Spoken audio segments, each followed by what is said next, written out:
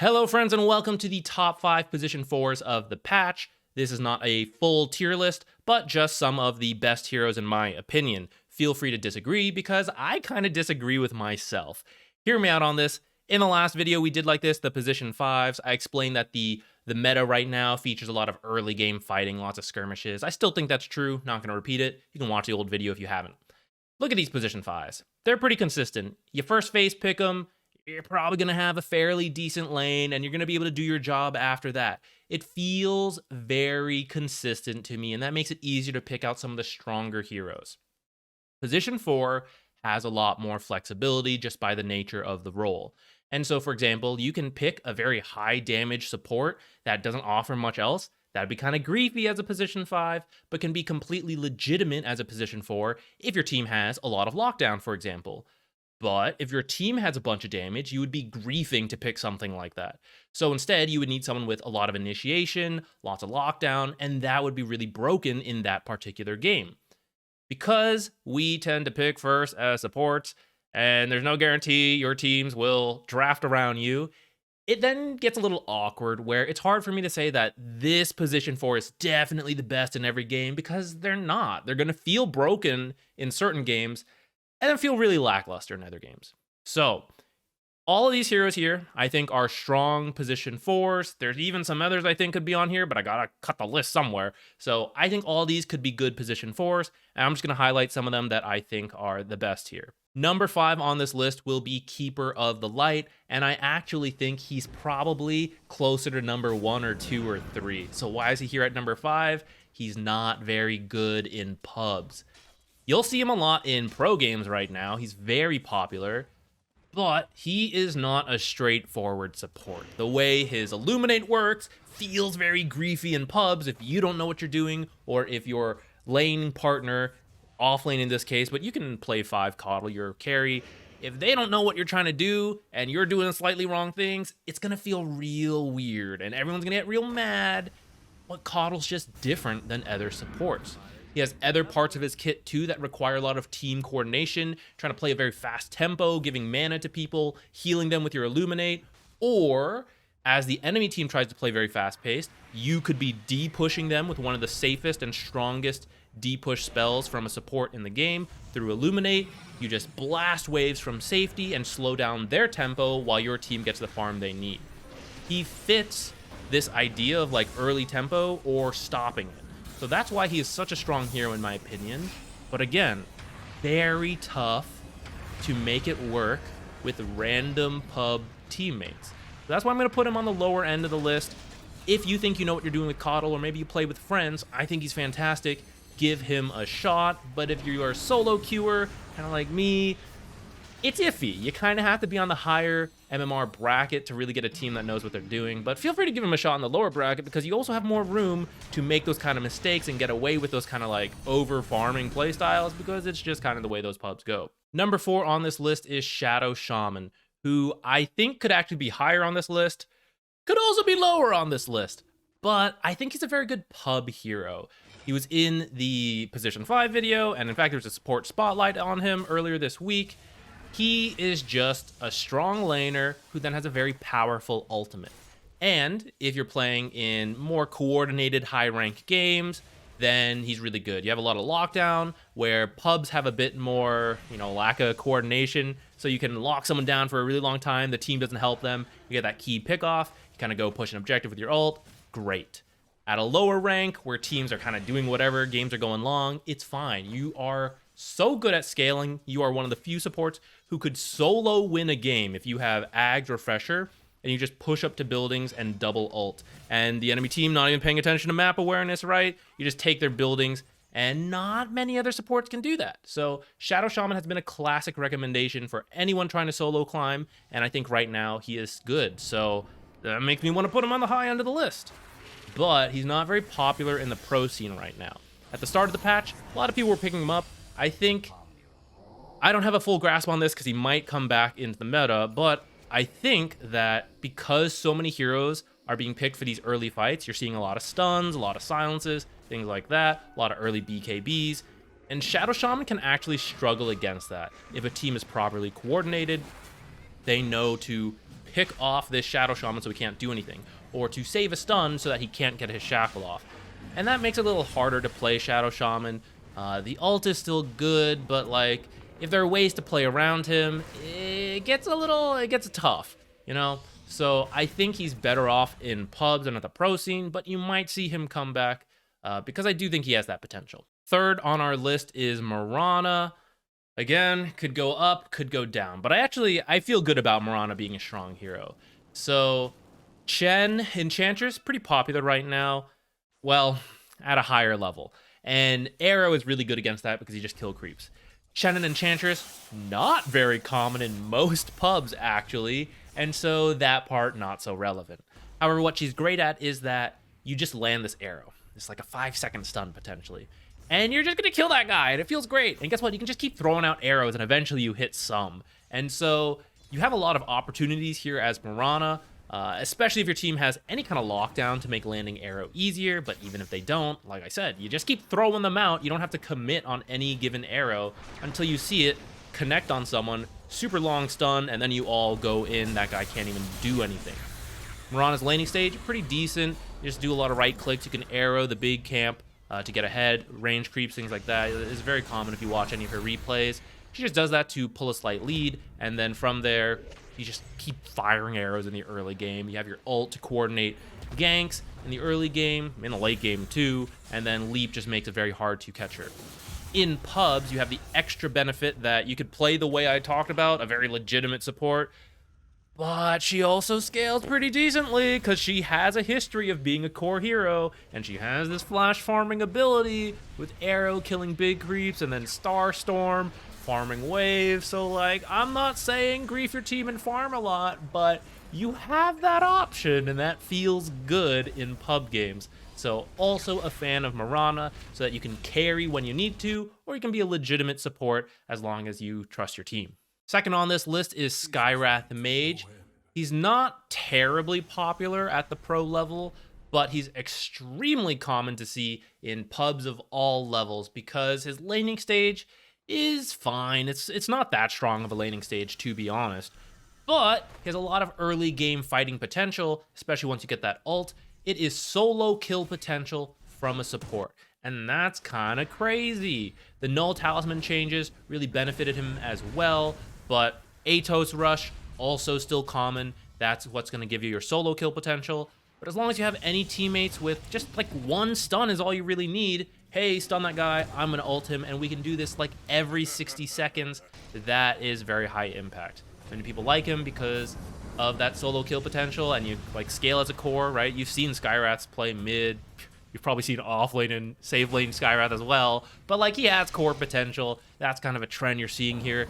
That is good in pubs, just so that I'm totally legitimate support, but when I need to, I play like a core. If I'm having a really good game, don't always play like that. I'm not telling you to, but I'm saying like, a win's a win, and if it's an option, then we can do it. And Skywrath is great at that. So if you like this hero, also very good right now. And finally, for the #1 soft support, in my opinion, and what's crazy is that looking at this list, you might not even be sure who I'm going to pick now. That's what I'm talking about. A lot of heroes seem busted in the right games, but I'm biased, and it's Rubik.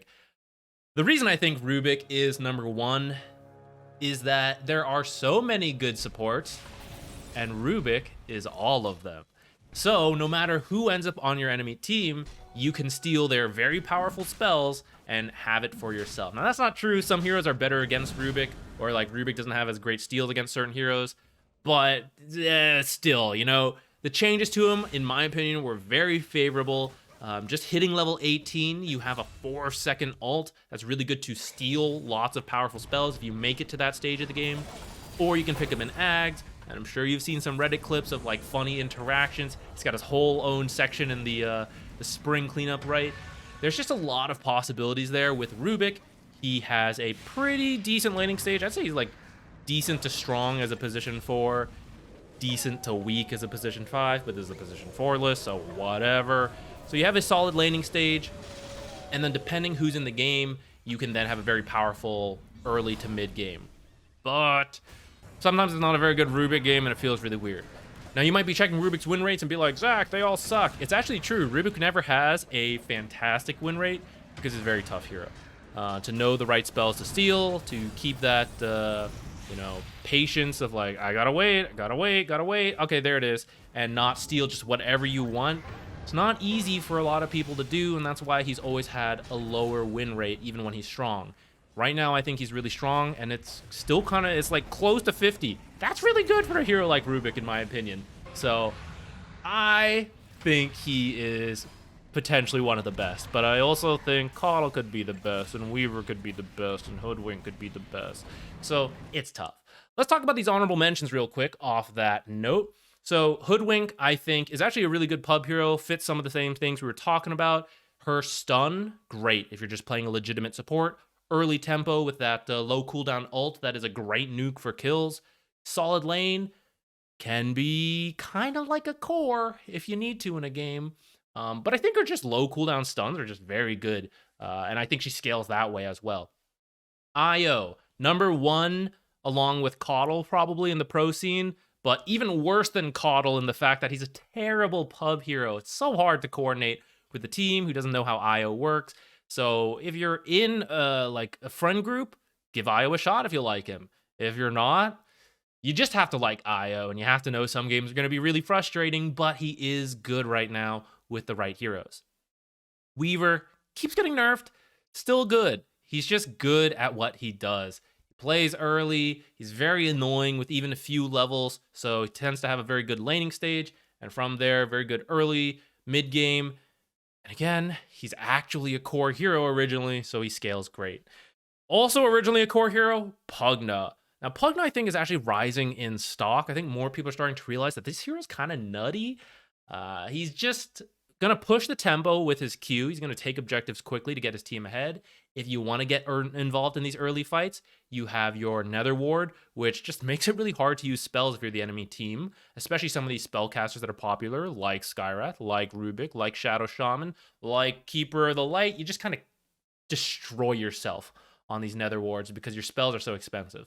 So he's good in that way, but then your ultimate, it's good at damage, but also if you're playing support Pugna, guys, you should actually look more towards healing teammates, and that's really good because if someone is low health, they can't fight anymore, you heal them up, hey, they can fight now. And if they're low mana but full health, guess what? You can restore their mana as well. Once their health reaches 100%, your ult will actually heal them. You just buy yourself some Tranquil Boots, and you lose health, but your Tranquil Boots will heal up. That's kind of what you do as support Pugna, and I think it's gaining value, so he might actually deserve to be up here along with like everyone else on here. A Grimstroke, very popular in the Chinese scene, not so popular in other regions. I think conceptually he makes sense with the current patch, but I think that is just hard to coordinate in pubs, and I think his ease of execution and numbers are worse than the other position fours. So actually his win rate doesn't look great. He's kind of on here as an honorable mention because he's so popular in the Chinese region, but I myself am not actually that sold on Grimstroke, and I like Grimstroke. You can see, I think in the right games, he can be good. You can see like lots of great combos with the ultimate, but like sometimes people just don't draft around Grimstroke, and it's actually a pet peeve of mine. Even in the pro scene, I feel like there's some drafts that are just like, yeah, we're not really making use of Grimstroke here. So pub-wise, I think his numbers aren't that great to warrant like, I'm going to be a Grimstroke spammer this patch, but if you like him, he's still going to work. Earth Spirit, I actually think is also pretty strong, but very difficult hero. So I think he's stronger than he's been in a while. You got to know what you're doing as Earth Spirit, though. He's not someone you can just pick up because he's good in the meta right now. You have to like be an Earth Spirit player and learn him and know how to like TP, rotate, all this stuff. There's far easier heroes to play, but if you're an Earth Spirit player, I think this is, solid time to be playing him. Monkey King, also nerfed, but still good. He's just good at laning, good at early game fights, fantastic vision hero, and scales. So I like Monkey King. I've been playing him a lot. I think some of these other heroes are actually better than him, but I just enjoy Monkey King, so I keep playing him. Tusk, with his new Aghanims, gets you reported by the system, but it works. It's really good. Any ability that can force positional movement is typically very strong. So he's good at these early game fights, and then in the late game, if you get to an Aghanims, oh, we're trying to position all safe. Nah, Tusk Kick way over there, across walls, across trees. That hero gets solo killed while you're just sitting in a snowball. The enemy can't even do anything to you. It's kind of absurd. So I think he's buffed, but he's also a little bit complex with how you use your abilities. So you got to be a Tusk player. You got to be prepared to be reported as you learn him. But he is good, I think. Snapfire, worse than she was before, but still good enough. You're probably going the QW build, but she still has all the tools she had last time. She's still a decent laner, still contributes a lot with the early ultimate, but she synergizes less with Lil Shredder and Solar Crest than she did last patch. That was a bit easier to do that build. I think she's a little weak to some of the other popular heroes like Chen, like Enchantress, but she's good for these early fights if you have the right draft around her. Enchantress, I think, can be played as a position 4. Just strong, stealing creeps. Typically win your laning stage with a Hellbear coming in to slap people. Not much you can do about that. Really, any creep she takes is going to be very annoying. And then I've seen many a pub Enchantress carry a game as she scales and does far more damage than anyone is expecting. It's just the way the hero goes. So, big fan of her, but it's been saying this a lot. Tough hero if you don't play her a lot.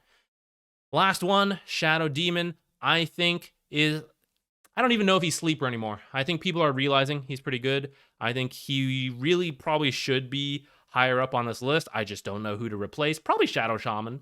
But I think his ultimate and his new shard are very strong. You not remove, but you really hurt one enemy hero while buffing up your own strong hero. And that makes these like early to mid game fights a lot easier. Your laning stage is a little awkward. I think that's probably his weakest part of his kit, especially in pubs. But disruption is cool because it's a save and initiation. So lots of skill cap there. And then your W just does a bunch of damage. No one ever expects the amount of damage that this ability does. It just does a lot. So that combined with like some poison stacks and then the ultimate especially, I think he's a strong position 4, but just not common. So I don't know if everyone's caught on yet. I think he's getting there though. That is it. Please let me know who you disagree with, because I know many of you disagree with this list. I disagree with this list. So let me know who should be up here. Make your case. Drop it in the comments. I'd love to learn a little bit from you guys. Thank you, and I'll see you in the next video.